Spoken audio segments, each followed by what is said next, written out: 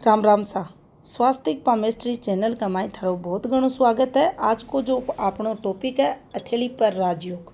तो देखो शनि रेखा पर राजयोग को निर्माण ना आपा समझांगा, एक फॉर्मेशन के बारे में जानांगा। इसके अलावा भी काफ़ी फॉर्मेशन हुए हैं जो भाग्य रेखा पर राजयोग को निर्माण कर रहे हैं। तो देखो कुछ इस प्रकार से यो अपनी हथेली पर केतु को पर्वत और केतु से बिल्कुल एक सीधी रेखा इस प्रकार से निकलती थारा धन क्षेत्र पर जाओ। इन्हें हथेली पर धन क्षेत्र बोला। हाँ, शनि पर्वत के नाम से जाने जावे। बिल्कुल सीधी यह रेखा होनी चाहिए। अब ये रेखा न अगर आप समझने की कोशिश करा तो देखो यह रेखा भी हर हाथ पर अलग अलग इम्पैक्ट की जो लेंथ है उसका अकॉर्डिंग सक्षम है जातक ने अत्यधिक धनवान बनाने के लिए।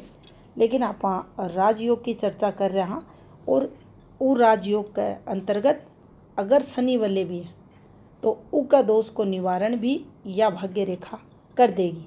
तो देखो कुछ ही प्रकार से अपने शनि क्षेत्र पर आधी रेखा रिंग ऑफ सैटर्न के अलावा है और अठे से एक रेखा जाकर कुछ इस प्रकार से अगर इन्हें काट का आगे बढ़ा है तो ये रेखा के दोष में कमी आ जाएगी। रिंग जो शनि की है इनमें कमी आ जाएगी। अब आठे एक फॉर्मेशन बनेगी कुछ इस प्रकार से, इस सेंटर पॉइंट से इस प्रकार से। अब ध्यानपूर्वक अगर थे देखोगा तो शनि की रेखा पर एक ट्रेडेंट को निर्माण हुआ है।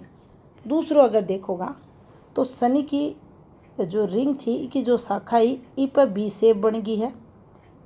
अब यह फॉर्मेशन अठे शनि वाले का जो दोष है, जो कर्म क्षेत्र में दिक्कत, स्वास्थ्य से संबंधित दिक्कत, पारिवारिक संघर्ष, पारिवारिक हेल्थ इश्यू से ज़्यादा होना, इन सब में कमी कर देगी। अब अठे धन, भाग्य, आयु वृद्धि सभी जातक के जीवन में देखा जाएगा। जय ही जातक को जन्म हुआ गो यो जातक भाग्यशाली रहेगो, परिवार के लिए लक्की हुआ गो। और जया जय की उम्र बढ़ेगी भया भया यो सफलता एक के बाद एक प्राप्त करोगे और अत्यधिक यो भाग्यशाली हुआ गो। और कर्म क्षेत्री को कुछ भी हो, कोई भी काम धंधो यो करे, कोई भी जॉब में लगे, यो उच्च पोस्ट जरूर प्राप्त करोगो, पदवी न प्राप्त करोगो, मान सम्मान को होगो और सक्सेस सफलता इन्हें मिलेगी। और ई का साथ ही अत्यधिक धनवान भी यो जातक थाने मिलेगो, यानी कई करोड़ा को मालिक भी यो व्यक्ति थाने मिलेगो। अब अठे कुछ बातें जरूर ध्यान रखनी चाहिए।